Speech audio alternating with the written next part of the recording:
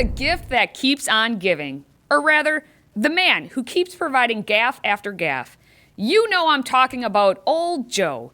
Joseph Robinette Biden Jr., the man who wants to be president, but just can't stop stepping in it. Like the good old days when he was claiming that black people would be put back in chains if Mitt Romney was elected president. I have all of Biden's newest gaffes and more next. I'm Katie, and this is Healthy Republic. Let's talk this week about another generation. Last week it was the youngins, and since the fair and balanced motto is up for grabs, it's time to discuss the generation who calls those youngins a bunch of whippersnappers. More specifically, here's looking at you, Joe Biden. You are amongst your fellow old-timers and some of those feisty millennials and Gen Xers trying to convince the world that you aren't crazy and you should become president of the United States. In the lot of the Democratic crazies, it shouldn't take much. But Joe, you haven't helped yourself. Poor kids are just as bright and just as talented as white kids. Wealthy kids, black kids, Asian kids. No, I really mean it, but think how we think about it. So much cringe.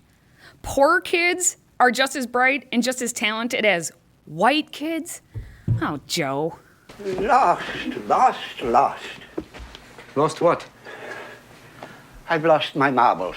At least Toodles can admit it. Jojo, you have the signs right there behind you. It says you are speaking to the Asian and Latino Coalition PAC. Why would you make such a comment? We can't give you better clues than that. This isn't Sarah Palin circa 2010 with the notes on her hand of what to say. Although, maybe we'll start doing that for you.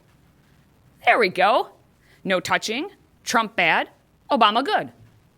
And they say Trump has small hands. Anyway, Joe, just focus on keeping those little hands to yourself and doing your shtick of invoking how good your man crush is and how bad Trump is. Or just keep doing this. When Bobby Kennedy and Dr. King had been assassinated in the 70s, late 70s. Excuse? Come again? The year was 1968, a year of turmoil, and both Bobby Kennedy and Martin Luther King Jr. were assassinated just months apart. The late 1970s? No, Joe. Just no. When Joe Biden, as well as Bernie Sanders, got into politics, milk cost about $1.31. It was that long ago. I'd lump President Trump in with them since he's of similar age, but he was actually in business, not sucking off the government's teat. So many Cal references. It's almost as if I intentionally did that, but that's just utter nonsense. Moving on. All of this is to say that Joe, when he isn't gaffing, makes the claim that when he gets to be president, he is going to do all the things that government has not been doing. But the same man has been in politics for more than 40 years, and he was in the second most powerful office for 8 years. What things will he really do if he becomes president?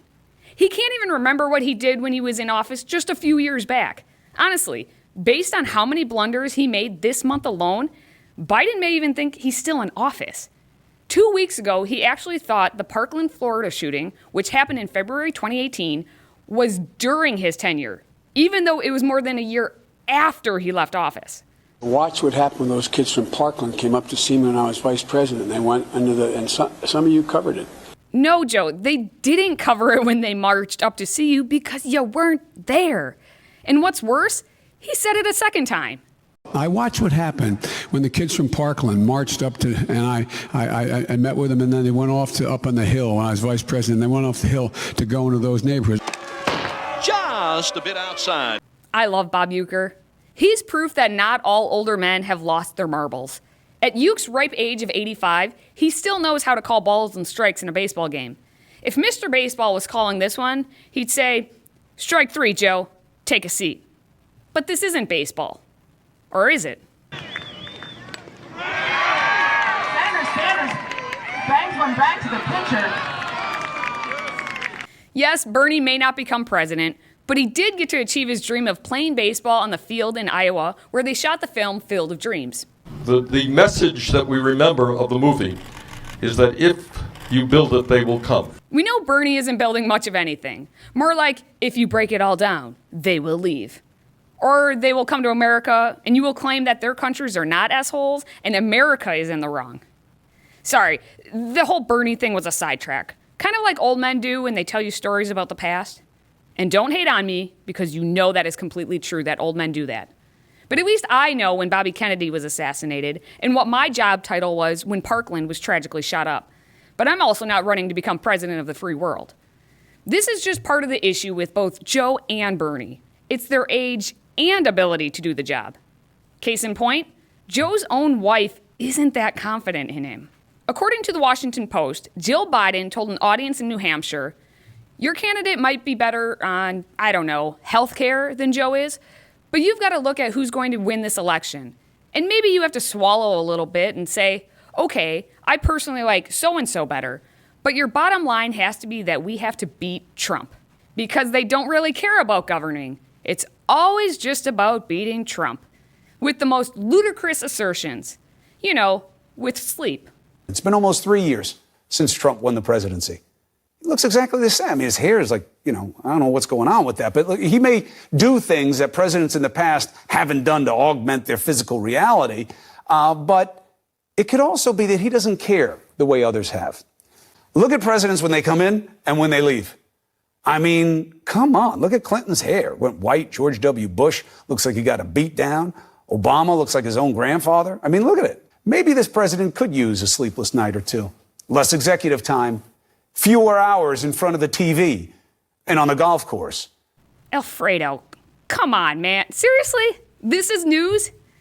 Trump was already 70 when he went into office. You are comparing Trump to presidents who were in their 40s and 50s and who were there for 8 years. How much is he going to change in less than 3? Wait, whoa. I get it. Are you going through the changes right now, Fredo? Is that what this is all about? Chris, don't be ashamed. At least on this issue. Just seek some help. Joe Biden was also being super serious when he gave a little analysis on Trump on Tuesday, the very same day as Chris Cuomo's comment. We're going to make him feel the pain. Was that a threat against the President of the United States? Joe just said, feel the pain before this is over, implying not being victorious, but it must be some other pain, like physical pain? Where's a tinfoil hat when I need one? Anyone have one to spare? You know, maybe Joe is calling out Trump again for that push-up contest. Remember a hot second ago when he said he could beat Trump? I said, come on, Donald. Come on, man. How many push-ups you want to do here, pal? Come on, run with me, man. And then the two of them would devolve into this.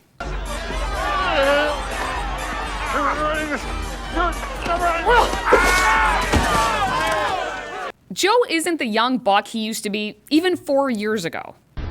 Yeah, I do 1 million of these a day, so just give me 5. But maybe I shouldn't underestimate old Joe after he was spotted wrestling a croc down on the bayou.